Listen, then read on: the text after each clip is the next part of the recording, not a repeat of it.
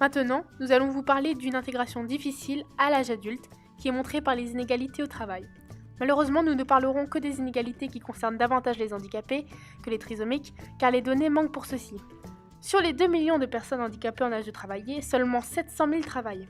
Aujourd'hui, selon l'INSEE, 41% des jeunes handicapés estiment avoir subi au moins une fois des discriminations au travail. Pour être reconnu travailleur handicapé, il faut que les possibilités d'obtenir ou de garder un emploi soient moindres, quelle que soit la cause, physique, mentale, psychique. L'insertion des personnes handicapées ou des trisomiques est difficile, car certaines entreprises ne souhaitent pas embaucher les personnes citées précédemment, malgré la loi de 1987 qui les y oblige. Et qu'est-ce qu'elle dit cette loi ? Les entreprises qui travaillent avec au moins 20 salariés doivent embaucher 6% de personnes handicapées. C'est ce qui s'appelle l'effectif d'assujettissement. Mais certaines de ces entreprises préfèrent donc payer une taxe au lieu d'employer des handicapés, alors que ceux-ci pourraient pourtant accomplir des tâches. Certains employeurs peuvent aussi faire des périodes de mise en situation en milieu professionnel, les PMSMP, afin de remplir partiellement cette obligation de l'État et ainsi tester la capacité de ces nouveaux salariés. Mais même dans le monde des handicapés, il existe des inégalités entre les hommes et les femmes qui persistent. En effet, seul 1% des femmes handicapées occupent un poste de cadre, contre 10% des hommes.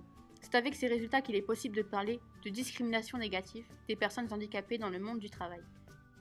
Si leur intégration est compliquée, c'est parce que les recruteurs craignent souvent qu'ils soient plus lents, plus absents et moins dynamiques que les personnes n'ayant pas de handicap. De plus, le handicap, en particulier la trisomie 21, fait peur et il renvoie à des angoisses chez beaucoup de gens. On constate des discriminations dès le CV. En effet, la simple mention du handicap dans un CV diminue les chances d'obtenir un poste.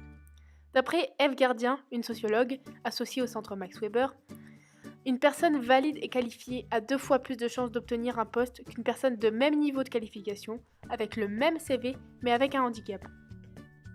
La conséquence de cette intégration difficile est un taux de chômage 2 fois plus élevé. En effet, il est en moyenne de 19% pour les personnes handicapées, contre en moyenne 10% pour le reste de la population, ainsi que des emplois souvent moins qualifiés que les personnes ne souffrant pas de trisomie 21.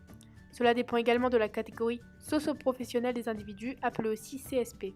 Voici un graphique représentant le taux de chômage des personnes en situation de handicap et de la population totale réalisé en mars 2017 par l'INSEE. Il montre bien que peu importe le niveau de diplôme, les personnes en situation de handicap ont un taux de chômage beaucoup plus élevé que le reste de la population. Enfants comme adultes, les personnes trisomiques sont stigmatisées, c'est-à-dire que certaines personnes transforment négativement le handicap de ces personnes, ainsi que leurs différences, en une forme d'infériorité. La trisomie est un handicap mental qui est visible. Des clichés leur sont donc attribués à cause de leurs différences physiques et mentales.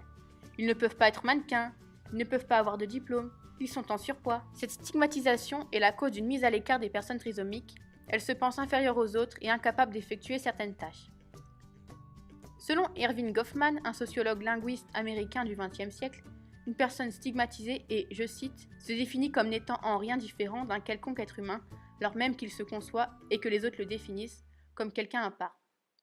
Il est l'auteur de Stigmate, une œuvre écrite en 1963 et traduite en français en 1975. Dans cette œuvre, Goffman analyse une relation entre un individu normal et un handicapé, qu'il appelle stigmatisation. Dans cette interaction, chacun cherche à typifier l'autre pour pouvoir l'identifier, c'est-à-dire se servir de sa différence pour le catégoriser ou le classer.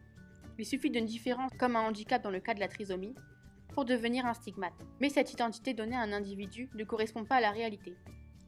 Cette relation reflète notre société d'aujourd'hui avec les trisomiques. Une personne trisomique est stigmatisée par les autres, on la pense incapable d'avoir un travail, de vivre seule, d'aller à l'école. Les mentalités ne changent pas à cause des clichés qui sont ancrés dans la société française.